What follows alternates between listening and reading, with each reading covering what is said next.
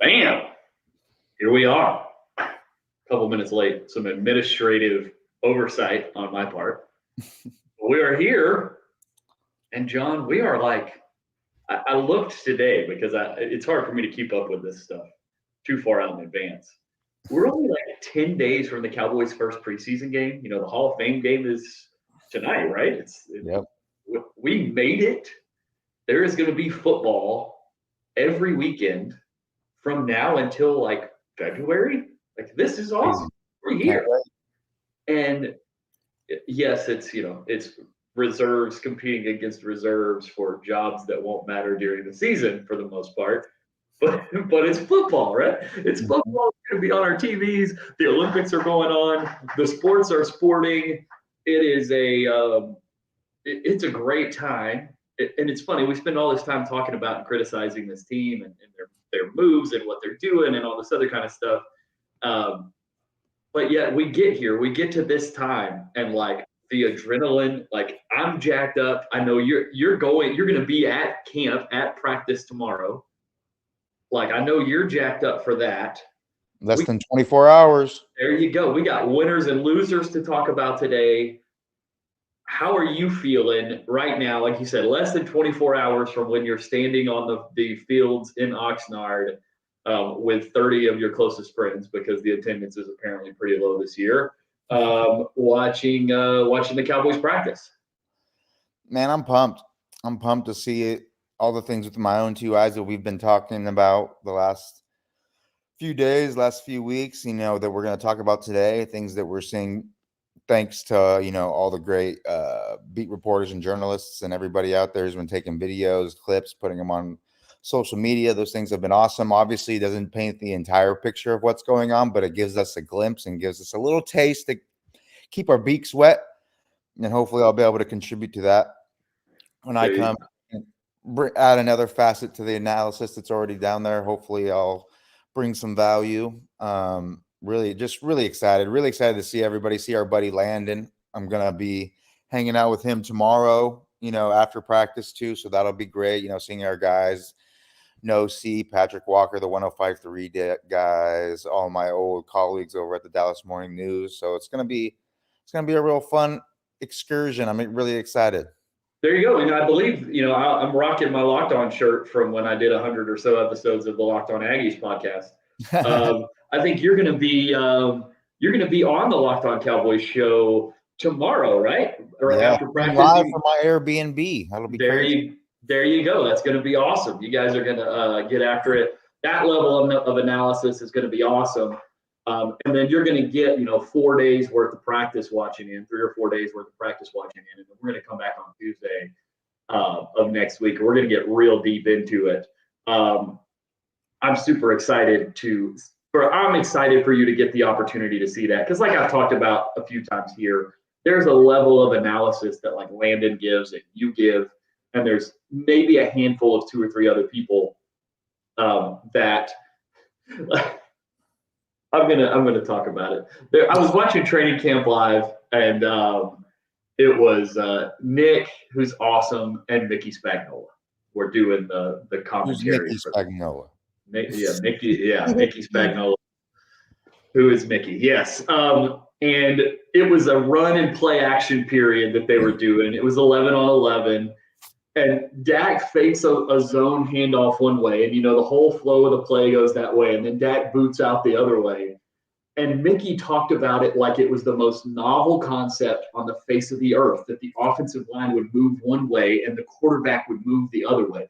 He was like, that was a really interesting, nifty concept that they used to move the whole offensive line to take the defense with them and have Dak Prescott go the other direction. And I'm like, he's apparently never seen the West Coast offense. I was about to say, it's 2024. Like, these are not new things. Like John Elway's most iconic play is where he gets swept. Like, these are not new concepts, but this is the coverage that the mainstream coverage of the Cowboys is putting out. It's an interesting concept that the offensive line goes one way to fake a run play and the quarterback goes the other way to throw a pass. So the Wait till he level sees an RPO. Wait till he sees an RPO. Yeah, well, he'll call something an RPO because he doesn't know what it is, but he will call it that. There was also he also apparently wrote a column. I didn't read the column, but I saw a snippet of it from Rob Phillips, who's awesome as well. And it was going into the fact that the void years on Dak Prescott's deal don't go away if he signs a new one. The dead money, the prorated money stays there. And I was like, we've been talking about this for months, dude. This is not complicated. It's like $10 million a year. It's nothing. Tyler Biotish is making $10 million a year for Washington right now. Like, we can handle $10 million a year in proration on the salary cap if you have Dak Prescott as your quarterback. But anyway, John's going to be at camp. He's going to give a level of analysis there that you're not going to get anywhere else. So I am jacked up for the opportunity to see and get that insight. You know, the DMs will be popping during and after practice, I'm sure. As we get into today's show and the topic we wanted to talk about today, it feels like we're far enough into camp now to talk about. We've got a few padded practices behind us now. Some early winners and losers. We talked about some storylines earlier on Tuesday, but that was before the padded practices really got kicked off and the competitive parts of camp really got going. I think, and you may feel the same way. I made this the headline of the video because I think it may be true. Is Tyler Guyton the biggest winner of Cowboys training camp so far? Like, it feels like 3 reps against Micah Parsons in the first padded practice of the season, like, completely changed a lot of people's view on who Tyler Guyton could be for the Cowboys. And, you know, we talked about Tyler Guyton before the draft and right after the draft and what it would look like if he was going to be successful. And then he goes out there and just stones Micah Parsons on 3 reps in the first padded practice. And it's like the whole world recognizes that this guy could be pretty good if he continues on this track.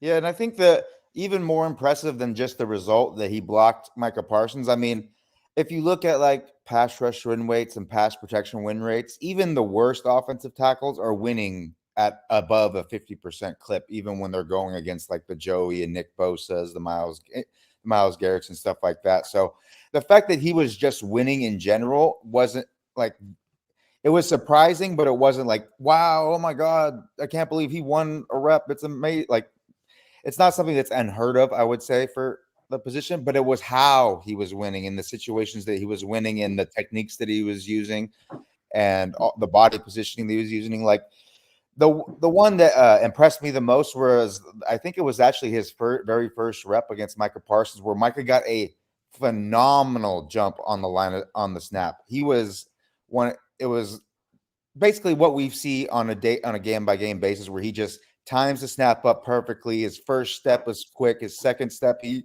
gained ground. Third step was still gaining ground. But the fact that Tyler Guyton was able to fire out of his stance and still get to his spot in time to impede Micah Parsons' progress to the quarterback is just incredibly impressive. And he did it without speeding up his process and getting a technique problem. We've talked a lot about how, you know, Micah Parsons' biggest thing is because he's so fast off the edge and his get off is so good when he times that snap correctly. He gets so fast upfield that it puts offensive tackles in the scramble mode, and that's when you see their technique really deteriorate, and Micah Parsons really just play them like a fiddle.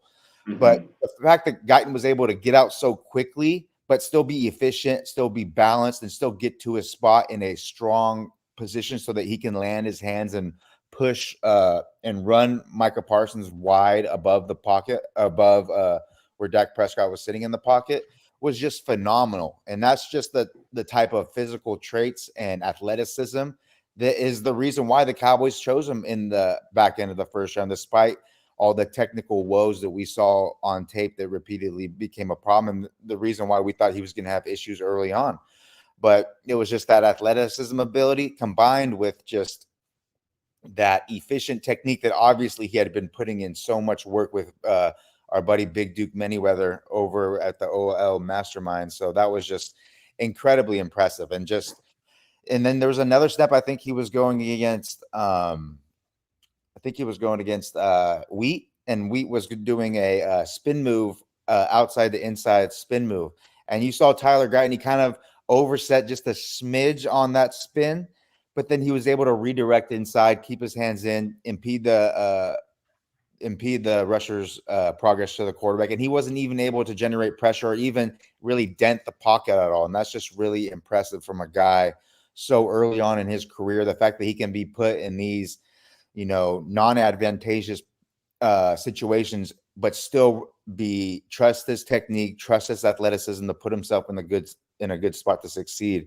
And he did it repeatedly. It was just, I was incredibly, incredibly impressed because, when we watched him coming in, you saw things like waist bending a ton. You saw iffy balance, poor base. You saw extremely wide hands. He was clapping a lot, around the edge. And for someone like him who doesn't have really the strongest anchor, going with wide hands is kind of a dangerous thing, a dangerous battle. But he did. You saw the tight hands. You saw the ability to latch after he makes a strike. You saw the ability to run people back. You saw him able to expand his range in his pass sets. You saw some recovery. It was just an incredibly impressive performance from a rookie pass rusher. Obviously, there's going to be up and downs as we go forward. He's going to have some days where he's getting beat and some days where he's looking phenomenal. But the fact that we already see the high-end skills needed to play on Sunday, I just don't understand why Udoga was put back in the starting line with the ones the next day. Yeah, they seem to be doing a rotation kind of thing, and the message behind it seems to be like, we don't want Tyler to be, we don't want to push Tyler in over his head. We want to give him a taste.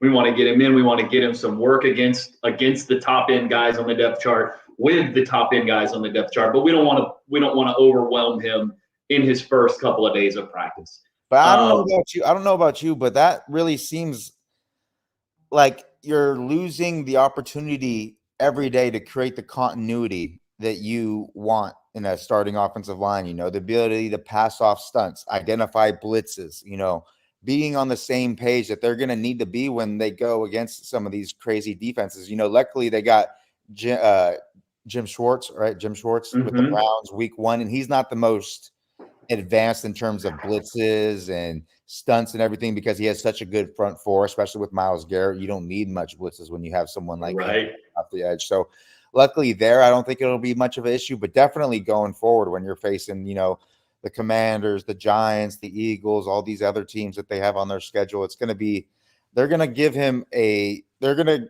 put a lot on his plate, and he's going to have to be on the same page as Tyler Smith. And if he hasn't gotten the necessary reps to build that continuity so that they're able to, seamlessly be able to pass off these stunts, identify blitzes, make sure they got who's who in the zoo, as JT would say, I think it's something that could be a problem. We could get into the season and Tyler Guyton looks great when he's on an island, but when he's forced to work in coordination with his other line mates, that's when the issues arise. And I think every day that the Cowboys spend, him spending with the twos or him going in and out with Chuma Edoga at left tackle with the ones, I think that's just wasting a little bit of time, in my opinion. Yeah, I wholeheartedly and have expressed this since May when he got in the building, that like, you picked him in the first round of the draft on the offensive line. Nobody, there's not a soul around who honestly believes he's not your starting left tackle when you get off the bus in Cleveland. Or when Cleveland comes. I can never remember who's home. When they play Cleveland in week 1, Tyler Guyton's going to be at left tackle and Myles Garrett's going to be rushing against him. And your goal needs to be to get him as many reps as possible against those high-end rushers and with Tyler Smith next to him. Because what you've essentially done is you have said, okay, the next 8 to 10 years, this offense is going to be built around up front Tyler Smith and Tyler Guyton.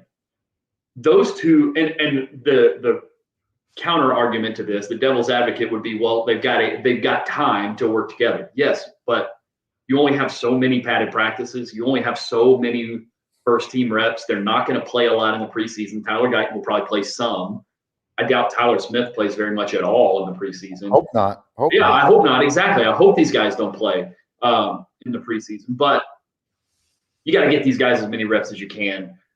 It's also why I'm a little bit frustrated with the Cooper Beebe, Brock Hoffman thing. But, apparently Hoffman looks okay, that's fine. Mm-hmm. We'll see what happens with Kobe Turner and the Rams come to town and stuff like that. We'll see.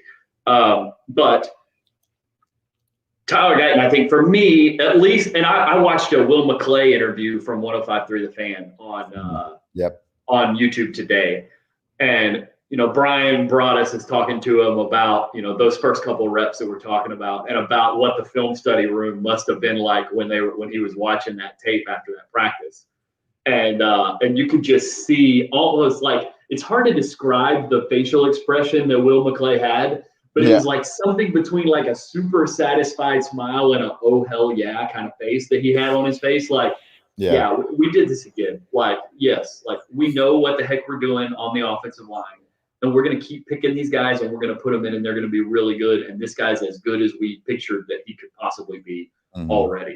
I have a theory to run by you. That popped in my head as you were talking earlier about how all the technique issues we didn't see, or that we saw on the right hand side, that at least so far we haven't seen in camp, that a lot of those seem to have been resolved. I wonder, and I think he mentioned when he was drafted that like he even feels more natural playing left tackle than playing right tackle. Oklahoma had a left-handed quarterback. Some of these coaches are still really old school that like the blind side of the quarterback needs to be your best player, right?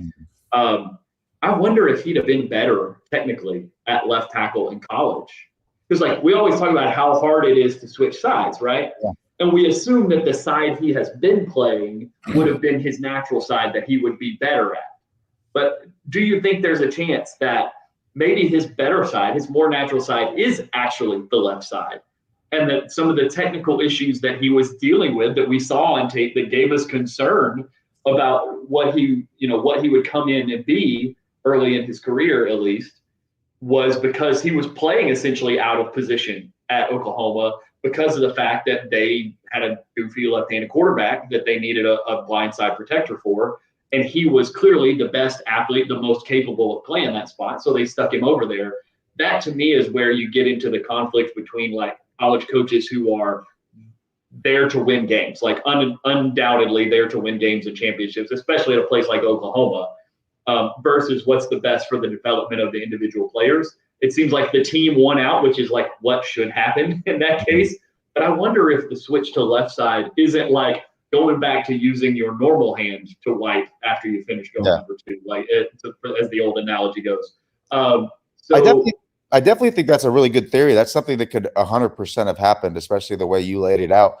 I think there's also another theory that could be that maybe the fact that he played so much on the right side and doesn't have the experience on the left, maybe he had a blanker slate on the left side. He didn't have as many bad habits to break, with his movement patterns and the way he uses his hands and those things. So instead of trying to break him of his bad habits early on, you were just building from a cleaner slate and being able to just focus on good habits on the left side rather than focusing on breaking the bad habits and then building good habits. You just wipe that slate clean and just build the good habits. And maybe potentially that was something that that could have helped. But obviously you see that he does have a natural ability on the left side. He wouldn't be as good as he is or as smooth as he was or able, to show that range in his pass set against Micah Parsons with a fantastic get off if he wasn't a natural on that left side, at least to some extent. So I definitely think probably more your theory than mine, but I wonder if it was kind of a combination of the two. Yeah. The fact that he does have, maybe from like a movement perspective, he's much more natural on the left side, but from a technique skill perspective, he had that blank slate that he could just build good habits upon. Yeah, he maybe didn't feel as comfortable on the right side, so he never really trusted his technique or his movement over there, which creates the urgency to bend your waist and reach and all that kind of stuff to try to generate that contact as early as possible. And then now you move him over to the left side. He feels a little more comfortable movement-wise. You get him in there with Duke and get the left side technique. Because like you said, that's a great point about it kind of being a little bit more of a blank slate. It's like he practiced over there, he said, at Oklahoma but that's not nearly as many reps and as much as he was getting on the right side. Even if you just say that 80 or 100 reps he was getting every Saturday for 12 or 13 weeks a year, that's 1,300. That's probably more pass reps than he took in practices would be in the games on the right side. So again, it's very interesting. It's very exciting to see the development and to see it so far. And there will be, I'll toss the wet blanket on the scenario. And it may happen, today, it may happen tomorrow on your first day.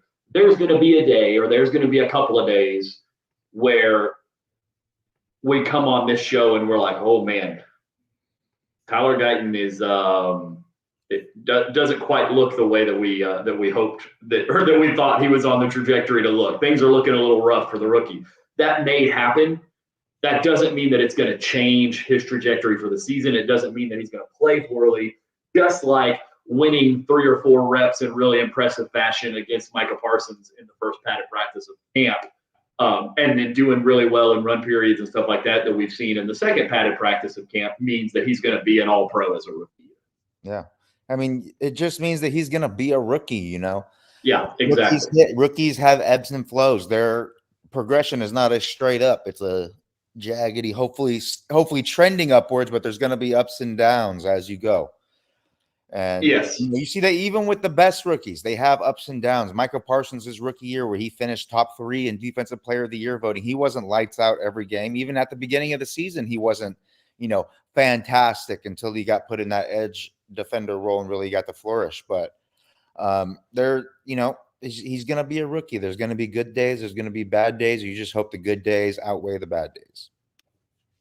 Yes, absolutely. I think you're right. And what we want to hear is we want to hear that Sigmund Bloom. We want to hear the drumbeat of like the consistent cadence of, hey, this guy looks good. This guy looks good. If he continues to just check boxes. And one of the great things about playing for the Cowboys in, the year 2024 is that if you're playing offensive tackle and you're winning reps in one-on-one and you're winning reps in team, it means you're doing it against somebody who's really freaking good, because you're either beating Micah Parsons or you're beating Tank Lawrence if you're playing with the ones with some regularity. So he's winning those reps. It's a really good sign so far from the rookie. Do you have another winner? Do you have somebody else who you think looks really good? Could be a top of the depth chart guy, could be down at the bottom. The wide receiver of the year is always out there. What's your next big winner after we get through Tyler Guyton?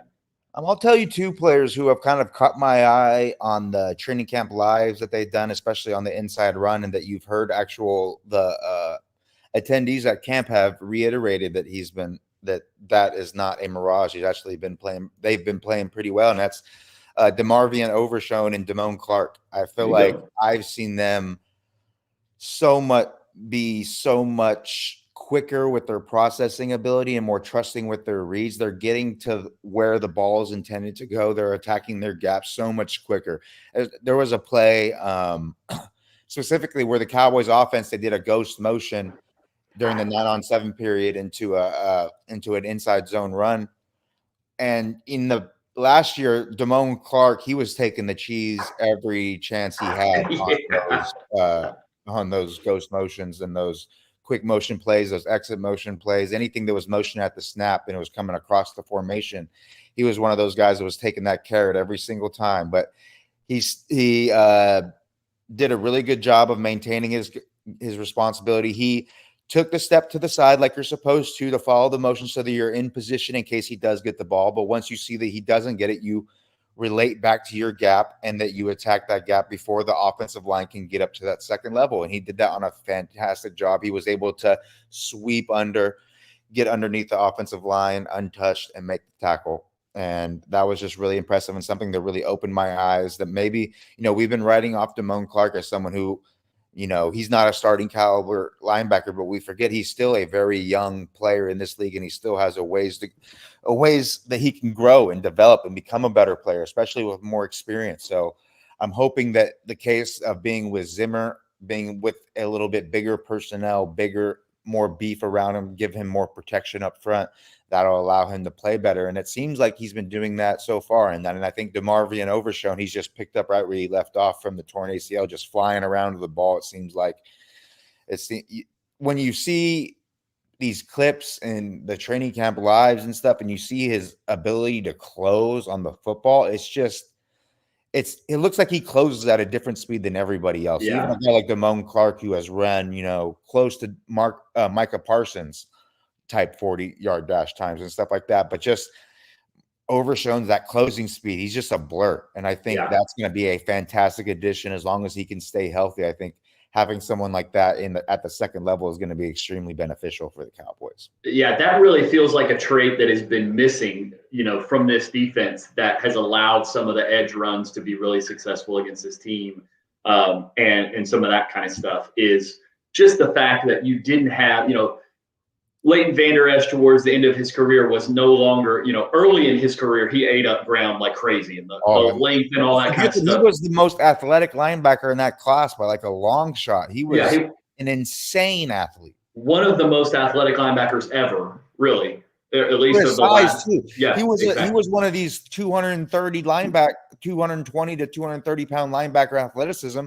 And a 240, 50, 60-pound man. It was insane. Like that rookie year from Leighton Vander Esch, some of the stuff that he was showing from athleticism, from a processing. I mean, I thought he was going to be the next like Luke Kuechly based off athleticism. He looked unbelievable, but then obviously we know the injuries started occurring. Yeah, absolutely. And by the end of his career, he wasn't that guy anymore. And then you had, you either had a safety playing next to him a lot of times, or you had one of these young linebackers who, Damone Clark, and who knows what the coaching was in terms of the responsibilities and how to handle all the motions. On the edge and rushing off the edge, and I just wanted to but they were missing that second level guy that's just going to eat up all the tackles, right? And Leighton Vander Esch was really important, and I think Eric Kendricks is going to be really important for this team because. Trying to think of the most respectful way to make this statement is Nate Tice calls them better bees, where a defensive lineman is gonna jump from their gap to another gap, and they better be right, or else there's a chance that there's going to be a really big play. Mm-hmm. And they used to call Sean Lee. Brian Broaddus used to call Sean Lee the diaper because he would catch all the crap. From the defense. Like he ate it all up and kept it from turning into a blowout, right? Eric Kendricks is going to need to be that guy because even with a Mike Zimmer in place, there are some guys on that Cowboys defensive line that they're going to freelance a little bit in terms of which gap they're supposed to be in and all that kind of stuff. And that really is, we used to see it when Sean Lee would go out. Sean Lee would go out and there was no longer that guy on the second level to eat up all those plays. When the defensive lineman gets strong or when they jumped and got blocked or something like that. If Eric Kendricks can be that guy and then let the Damone Clarks and DeMarvion Overshowns just fly to the edges and play with speed and closing and all that other kind of stuff like you mentioned, this defense has a chance to be really good at the first and second level in a way in areas that they have struggled in over the course of the last couple of years. Which could be a huge boon and a huge step forward for this defense, especially if things continue on the back end the way that they feel like they have continued so far in camp, which goes to my next winner so far of camp, and that's Israel Mukuamu. Yeah. He has not been playing safety. He's been playing corner, playing a lot of slot. We've talked about the fit with Israel Mukuamu at slot. We go back to training camp live. They're in one-on-ones. He makes an interception. This is like my favorite thing of camp so far. He makes an interception and returns it and runs by and hands the ball back to Dak on his way back through. And he's like, here, you forgot this or you lost this or something like that. Love and that swagger. Slap it down. Like, Dak's pissed off. They're super competitive in practice. We saw him and Trayvon Diggs get into it in camp last year. And the Cowboys don't respect Dak Prescott, right? Whatever. But I love that kind of stuff. And Israel Mukuamu playing slot, playing even some outside corner, doing really well in one-on-ones on the boundary. Had an interception on the boundary as a corner in that same one-on-one period. He's a guy that if he clicks into a solid role And there's so many of these defensive players. We don't really, on this show, we don't talk about Wanye Thomas all that much. We don't talk about Marquise Bell all that much. We don't talk about very many of these reserve defensive backs all that much because it kind of feels like the starting five is relatively well established. But if there's a role somewhere in this defense for Israel Mukuamu as that slot player, that kind of overhang, we'll call it like Diet Coke way after taxes, Kyle Hamilton kind of situation, like big kind of safety guy who can cover, contributes in the run game off the slot, and can kind of be a little bit of a chess piece. Like that's a huge component to a defense that, especially if you want to play too high, and especially, if you're going to play too high and be in nickel, which we're going to talk about 3 linebackers a lot during training camp, and then they're going to get into the season and play against 11 personnel 70% of the time, and they're going to be in nickel 70% of the time because that's the NFL in 2024.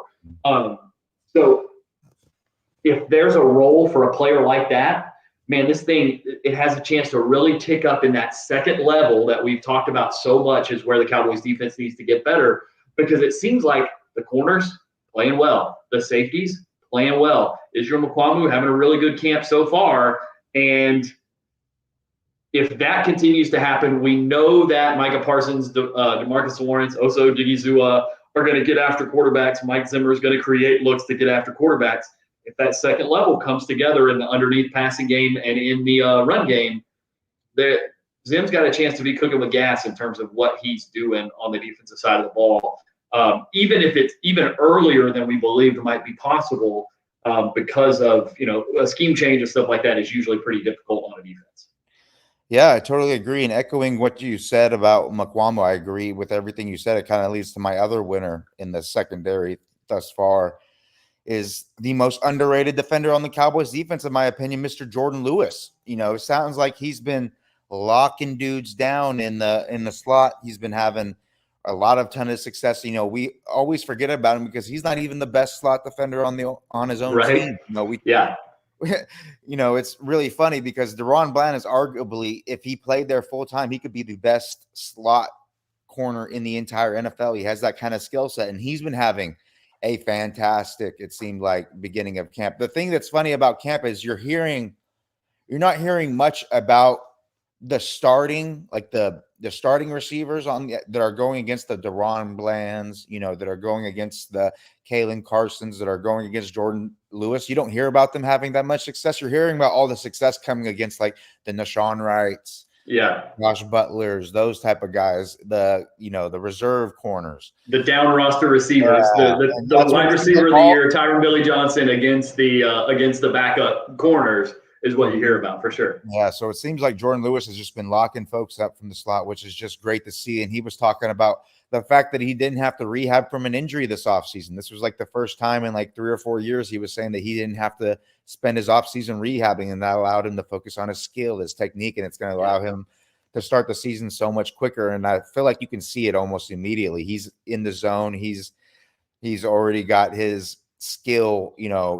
Everything is you could tell he's ready for the season already. Whereas in training camps in the past, it was kind of lagging a little bit. He would get beat quite a bit. And you're kind of like, that's why coming into the last couple seasons with him, you're like, Jordan Lewis, third, fourth corner, hopefully the top 3 guys don't get hurt and he doesn't have to play like a ton. That's why there was a lot of, indecision and like not a lot of excitement surrounding around Jordan Lewis from the fan base, just because in these type of environments, he wasn't performing up to his capable skill. But now he is, because he's not dealing with those injuries. And that's just fantastic to see. I think I would honestly say the secondary as a whole is a big winner, it seems like, through the first couple practices. Absolutely. And that's with the best player in the secondary, Trayvon Diggs, like getting sparing work so far. He's come off a pup, which is awesome. He's taken part in a few drills, but he's not even in full time yet. And we're still talking about the quality of the secondary and all that kind of stuff. And on Jordan Lewis, I think he's actually a guy, and I don't know if we talked about him in this way through the offseason, because like you said, he doesn't get talked about probably nearly enough.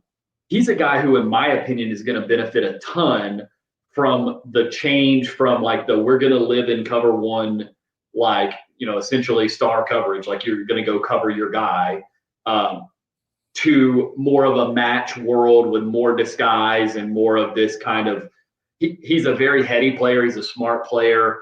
all that kind of stuff. He's going to know and understand the assignments and read things really well.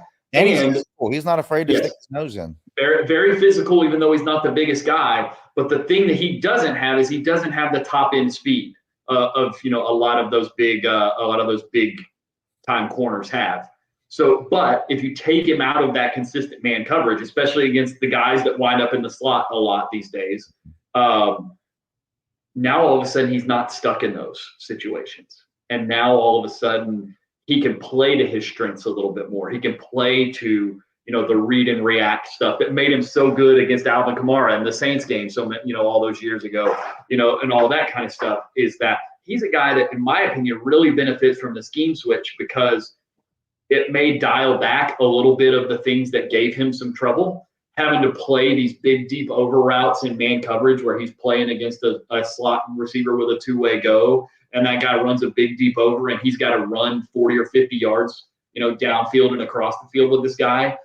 He doesn't have to – probably is not going to have to do that nearly as often anymore. Those kind of routes are going to get picked up by safeties on the backside and all that kind of stuff.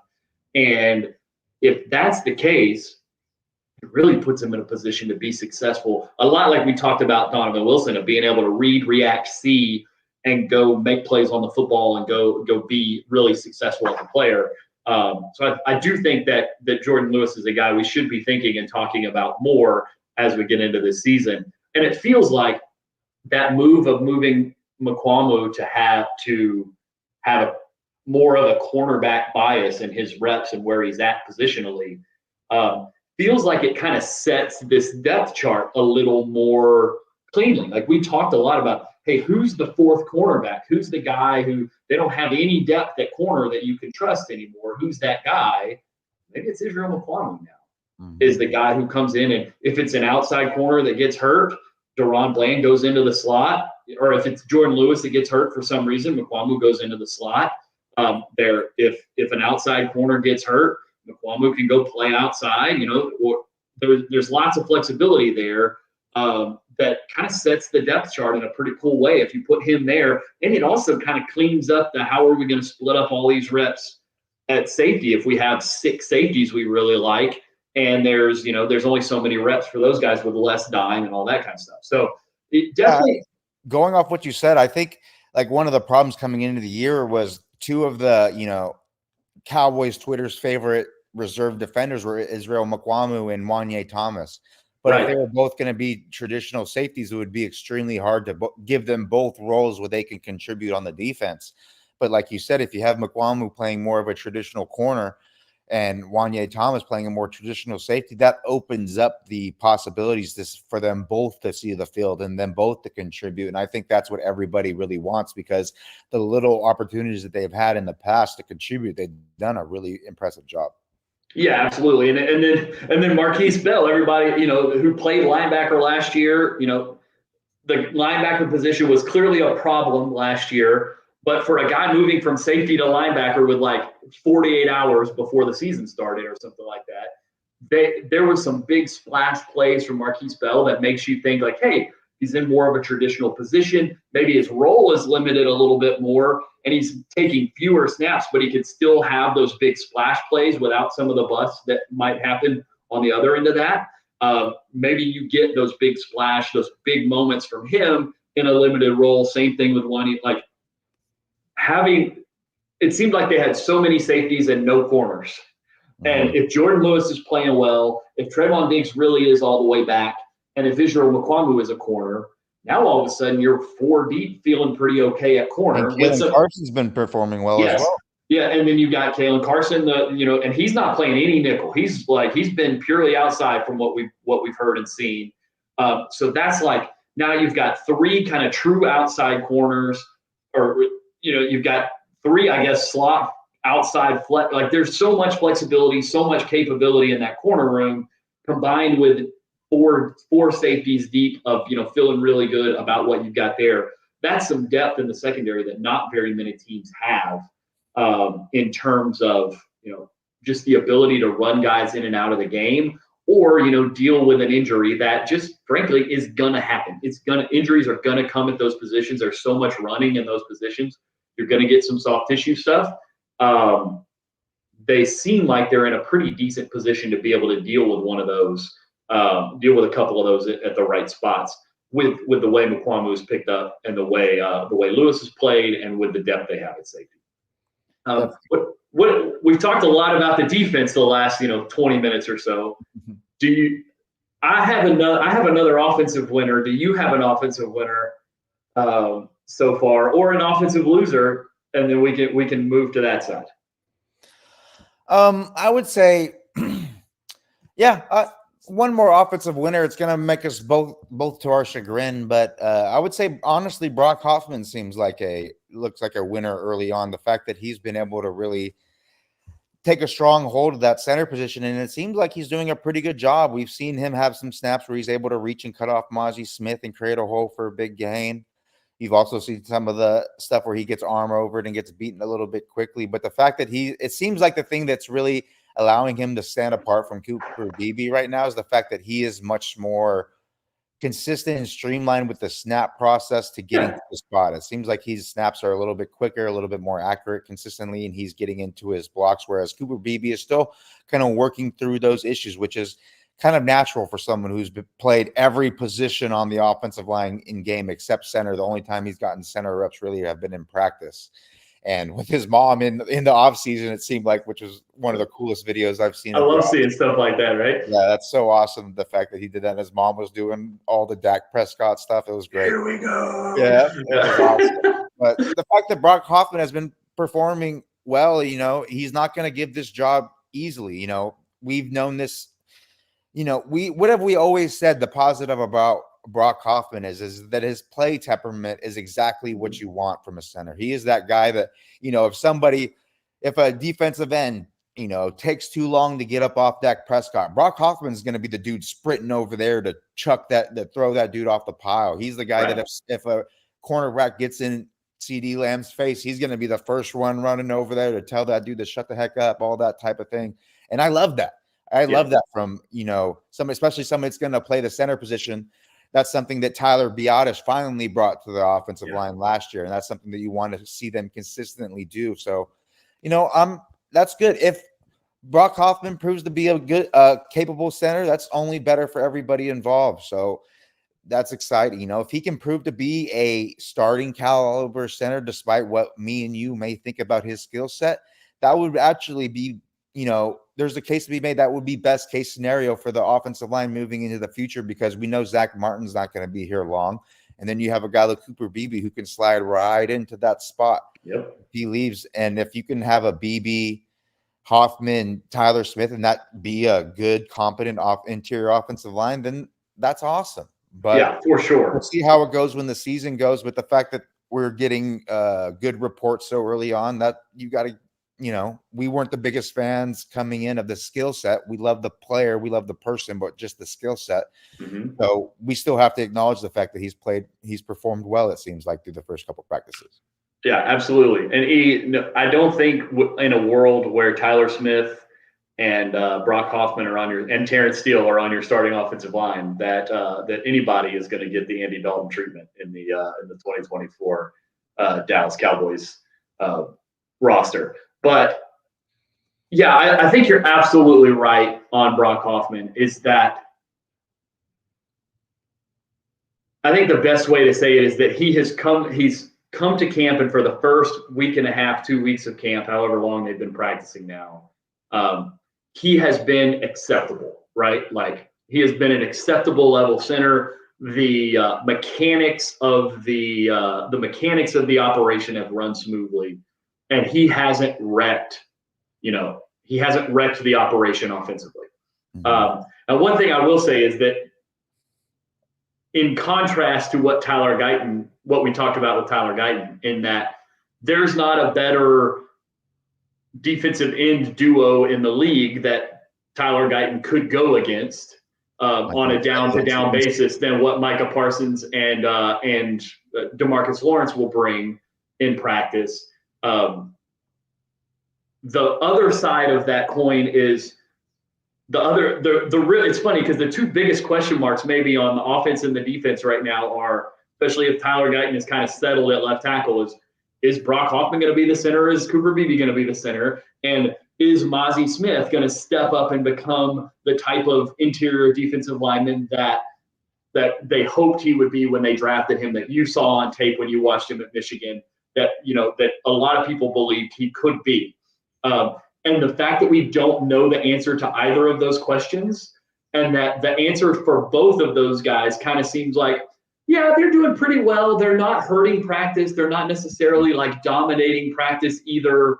I don't know that that really brings an answer for either of those guys, which is where, like, when we get to, this Rams practice next week is going to be big, because Kobe Turner's going to come into town, Bobby Brown's going to come into town, and Brock Hoffman's going to have to deal with some real life nose tackle play that is like in the top third or so of the league. And Mozzie Smith is going to have to deal with like 1,050 pounds worth of interior offensive linemen that the Rams signed or drafted in the last year and a half. Steve Avila is their center now. Like, that's a freaking massive center for him to have to deal with. If the Rams come to town and all of a sudden the interior of the Cowboys offensive line falls apart and you hear about Kobe Turner wrecking practice, because Kobe Turner is a very good player. Was underdrafted last year. He was on team draft crush last year. Like, if he comes to town and wrecks practice, or the Rams come to town and just run the ball straight down the Cowboys' throat in 9-on-7, and we're now all of a sudden talking about how the linebackers can't block, can't make plays, and all this kind of stuff. Now those questions that we don't really know the answer to, that we're thinking like, hey, this stuff kind of looks kind of positive so far. If the competition level at those particular positions raises and the results flip the other way for either one of those spots, it's going to be really eye-opening for this team in a couple of trouble spots for sure, or a couple of potential trouble spots for sure. Yeah, I totally agree. It's going to be interesting to see how it plays out. The thing that worries me most is, like you say, with Kobe Turner, and the fact is, I think in the practice environment when they're going to be doing one-on-ones, pass rush drills, that's where Kobe Turner is going to thrive most. That interior quickness, that pass rush ability, that disruptiveness. The way that you kind of settle someone like that is you hit him with vertical like duo. You run duo at him all day. Get that vertical. Try to get that vertical displacement against that one of the lighter defensive tackles that you'll see line up at nose throughout the entire season. As we all know, the biggest test for whoever wins the center job is going to be when they line up from that big MFer from New York, Dexter Lawrence, the best nose tackle in the NFL by far, zero competition. That's when you're going to figure out how competent these guys are, because Dexter Lawrence has destroyed basically every center in the NFL not named Jason Kelce. Jason Kelce is the only center I know that has had any level of success, consistent success against Dexter Lawrence, and that's just because he's goddamn Jason Kelce. Right. He's going to be in the Hall of Fame for a reason, right? Like, technical magician, extremely fast. He has all the traits you need to be able to have some success against a guy like Dexter Lawrence, but Brock Hoffman ain't gonna do that. Right, exactly. It's gonna be tough, but that's when you're gonna find the real barometer to the play. Because unfortunately for the Cowboys interior defensive line, you have one of the toughest gauntlets that you have to face every season, with Dexter Lawrence twice per year, Daron Payne and Jonathan Allen twice per year. There's really like no time to rest in the season. You're just getting hitter after hitter after hitter. The Eagles aren't slouches on the inside either. Oh yeah, you got Jordan Davis, the 360, the guy who's 360, that can broad jump 11 feet. Yeah, that's the easy one in the division, right, buddy. Yeah, the Georgia defensive line that dominated college football for half a decade now lives in Philadelphia, and that's make the college football playoff preview front cover in like a millennia. Yeah, that's the easy matchup within the division is that group. So yeah, and there's definitely still, it's one of those so far so good situations with both Brock and Mozzie. It's like maybe, and we'll go all the way back to, I think it was 2017, I don't remember what year it was, that Travis Frederick was sick. And we were in training camp, and I can't even remember the name of the defensive lineman anymore. but he was like undrafted free agent. You know, he was here for a couple of years. I can't remember his name. Wore 99, and everybody starts getting really excited. Antoine Woods. Yes, Antoine Woods. Everybody gets all jacked up about Antoine Woods because he's kicking Travis Frederick's butt every play. And we're like, holy cow, like what is up with this guy? Like this guy could be something. And then we find out, oh, Travis Frederick's body is eating itself right now. He has Guillain-Barré syndrome. He has Guillain-Barré syndrome, and his body is like literally like eating decaying itself. Yeah. Yes, he's literally fighting a war inside of himself right now. And so Antoine Woods beating him doesn't mean Antoine Woods is going to beat Jason Kelce twice a year. I worry that it's a little bit like that, where it's like, hey, both of these guys are playing pretty well. They're each winning some reps. They're losing some reps. But then you worry that like you're going to get against like somebody who's not at that level of player, somebody who's at a higher level of player, and they're going to be trouble like that because the thing about the Rams that's really interesting to me is they have both kinds of nose tackle on their team. They have Kobe Turner that, like you said, is the quick penetrator, a little bit smaller, but he's going to eat up space and he's going to like destroy you in those one-on-one pass rush drills if you're like not super technically sound and athletic. And then they have Bobby Brown, who is the opposite of that, who's just the big, massive dude with the incredibly strong hands that like he was so much fun to watch in college because he would just take on the center and then just like throw the center to the side and make a tackle for a 2-yard loss. Like it was nothing. Like it was so much fun to watch that tape. And they have both of those guys on their team. And so it will be interesting to see Hoffman have to go back and forth between those guys, one-on-one pass rush against Kobe Turner, and then 9-on-7 inside run with Bobby Brown on a shade, and see how he comes out in those situations. And if we come out of those practices talking about, hey, Cooper Beebe looked pretty solid. The offense was able to move the ball against the Rams. Looked like they ran the ball pretty well. The running backs were getting contacted 3-4 yards down the field. All this kind of stuff. Now we're talking about, okay, like now this maybe is a real life NFL center that we're talking about. And maybe it also says something about Mozzie Smith for the fact that he's kind of been able to stalemate with Brock Hoffman quite a bit. So a lot of talk about the center and the nose tackle, but I think it matters. Because for this team, like, CeeDee Lamb's going to show up eventually. Brandon Cooks is an incredibly good number 2 wide receiver. Jalen Tolbert seems to be playing relatively well. We know what Jake Ferguson is at tight end. We know what Dak Prescott is at quarterback. Running backs don't matter, so it doesn't matter that they have the worst room in the league there. If we know what Zach Martin and Tyler Smith are, Terrence Steele seems to be in a better place coming back from a recovery. And so if Tyler Guyton is playing as well as he is, center really becomes the question on the offense. And it's a question that like could be a pretty big problem if it's not like at a certain threshold of play. And it's sort of the same situation at nose tackle. We talked about the corners in the secondary already. We talked about the linebackers already. We know what the edge rushers here are. And we know that Oso Odigizua is like a plus player at, the under tackle 3 technique. An ascending plus player. He's not like at the level of a lot of the other guys on that defensive line right now, some of the other guys on that defensive line. But he's very clearly like that next tier of player who probably benefits quite a bit from what's going on around him, but benefits from it and is able to take advantage of it. Which really then leaves nose tackle as kind of the big question on the defense too. So these two guys facing off against one another doesn't give us very many answers for those. Yeah. But it does give us the opportunity to have really good conversations about those guys. Is there one guy I want to mention before we leave, because I think he deserves it, is it seems like Austin Richards is having a pretty good showing as well. He's playing some tackle, he's playing some guard, he's playing, some left tackle, and then bumping into left guard, playing when Tyler Guyton's on the first string, he's playing left guard inside of Tyler Guyton. He seems like he's playing pretty well. He had a good camp last year.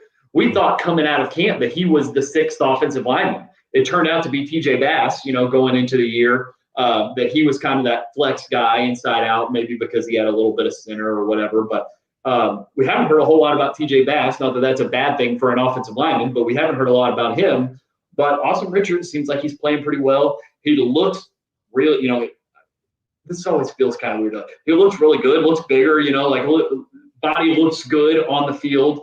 But it's going to be really interesting to see. It feels like you could get into the second string offense of this team and actually have a functioning offense if you have Cooper Beebe playing center and you have Awesome Richards playing tackle or Chuma Edoga playing left tackle and Awesome Richards playing left guard and Cooper Beebe playing center and TJ Bass playing right guard. Like you got 80% of a functional second string offensive line there.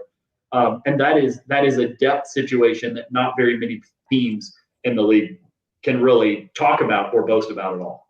100%. And I think, I think that was well said. I think to talk about, I would say the primary loser across the team, at least from the things that I've seen and from talking to the people that I've talked to, it seems like Trey Lance has been the clear loser for everybody regardless, which is really unfortunate because everybody was hoping he was going to be able to take control of that backup QB job for all the reasons that we talked about on Tuesday, the ability to be able to create with his legs, give you a little bit more of a opportunity to create explosive offense with a backup quarterback, with someone with his archetype of skill set. But if he's just going to be so inaccurate as it seems like he's been throughout the first week and a half of training camp, there are people questioning if he's like an NFL caliber quarterback that it's looked so poor. And, the Cowboys haven't exactly had like the best conglomerate of backup quarterbacks over the last half decade. And the fact that the people that have seen those guys are saying that Trey Lance looks this bad, that does not paint a pretty picture, at least in my head.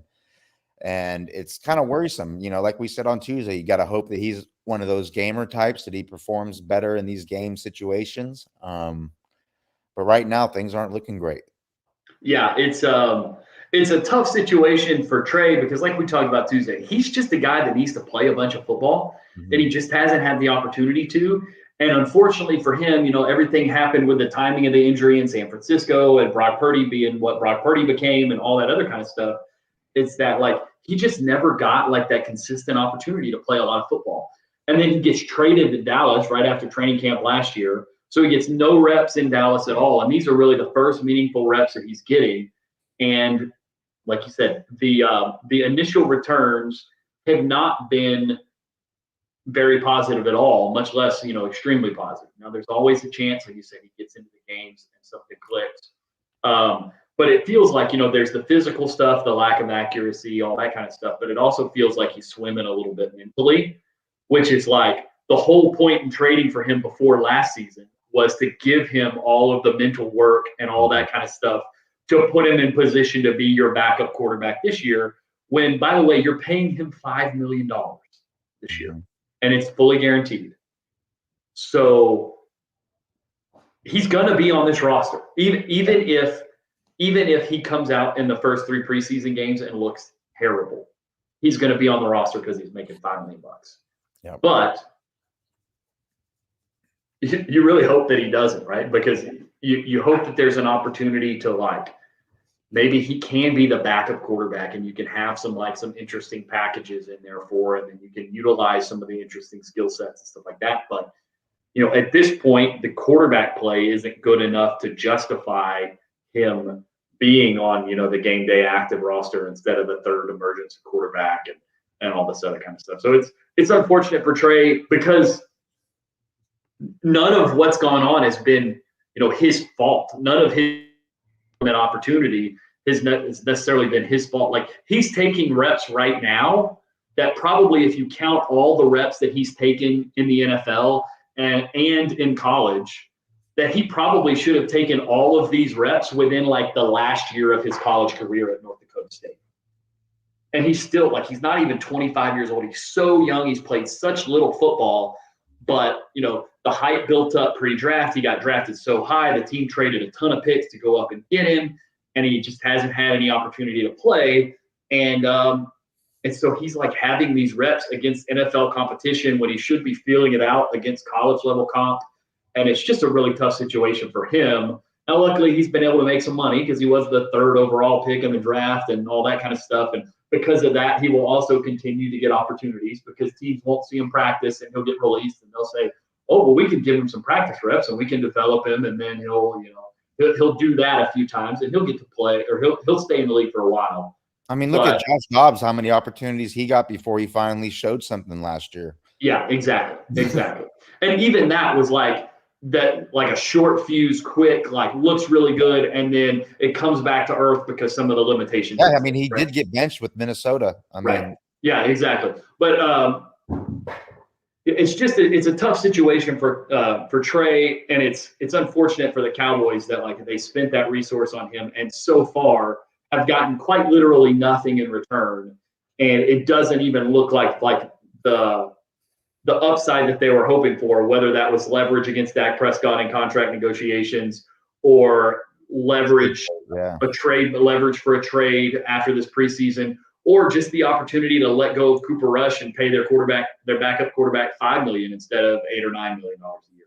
So it's unfortunate that it's gone the way it is. These preseason games are going to be so huge for him because if he can play well in the preseason games, outside of the controlled environment of practice and, scramble around and make some plays and stuff like that, it changes the conversation a little bit.